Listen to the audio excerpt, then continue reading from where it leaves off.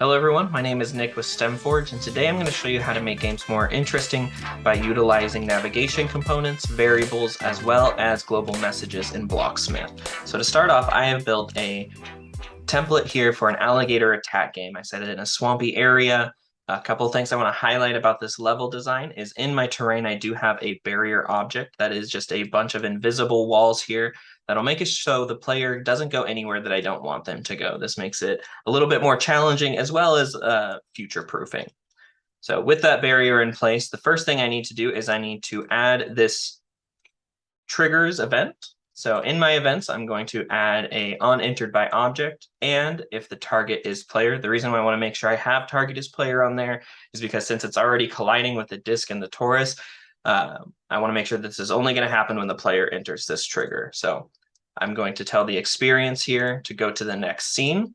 And my next scene, if I go over to my scenes tab, is just a you're safe scene to let you know that you finished the game. Now, for the meat of this, I need to actually add a couple of interesting things to my alligator here. So the first thing I need to add to them is a navigation component. Now, navigation components allow us to have a walkable path. Now, in order to make it so the alligator walks around, I'm going to change it to walk around.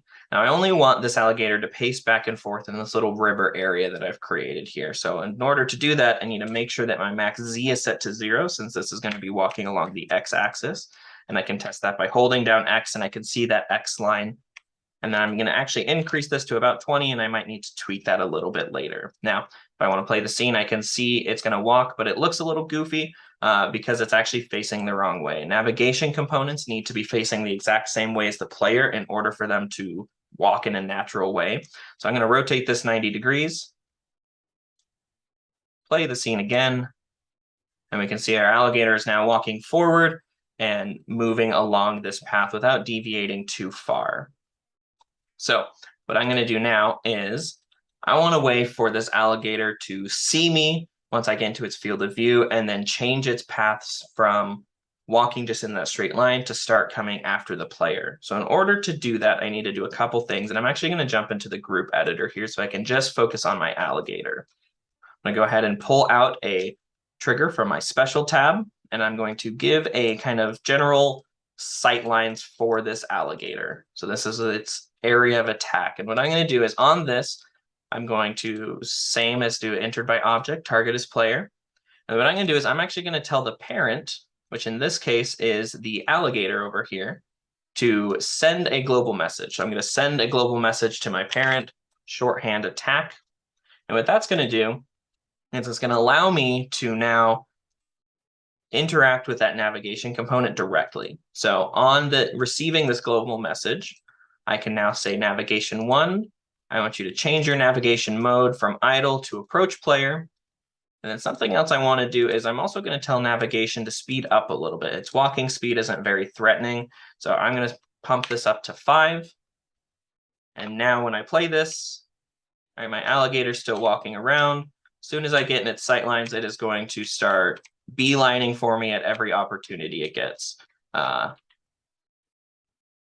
including going up a wall, apparently. So what I want to do now is I want to make it so when I play this and I walk in front of it, something happens to me, right? Right now, it's just going to keep chasing me. It is very fast, so it's going to keep doing loop-de-loops around me to try to get to me. So in order to fix that, I'm actually going to have another trigger in here surrounding its head. And this is going to be my you messed up trigger. So in here, I'm going to keep it entered by object, target as player.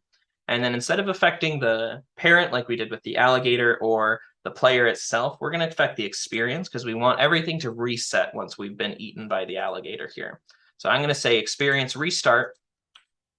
And now when I run in front of my alligator here, it's going to start attacking me. It's going to get me, and the whole thing is going to restart.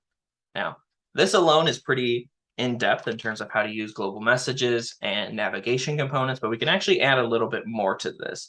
And a really fun way to add a additional level of difficulty to this, or maybe even helpful to the player, is to add a timer that will be the alligator's interest of some sort. So on my alligator, I could use a special variable in here, but I'm going to keep everything in the components.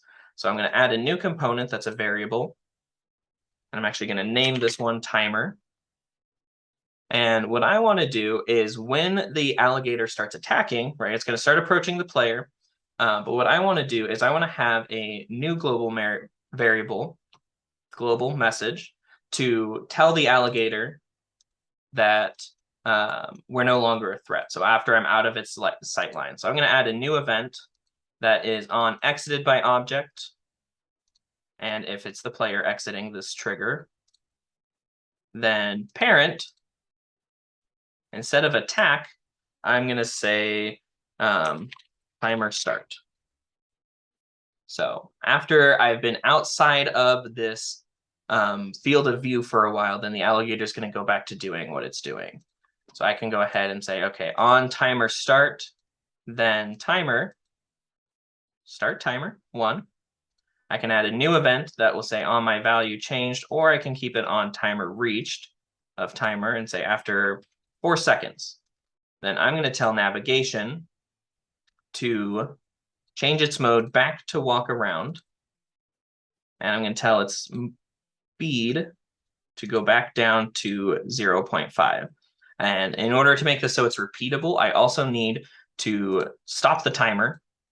So I'm going to say timer, stop timer, as well as set this back to 0. So timer set to 0. So now when I play this, I can get in its field of view. Oh, it turned around right as I try to get in front of it. I can get in its field of view. I don't want to get myself backed into a corner here. There we go. Oh, I wasn't quick enough.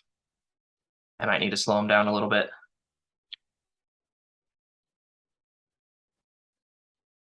Yeah, slow it down a little bit. So instead of setting its navigation speed to 5, let's set it to 4. See if that's slow enough now to actually get away from it. There we go. As long as I'm out of that timer or out of that trigger, you'll see it loses interest and starts walking and pacing around again.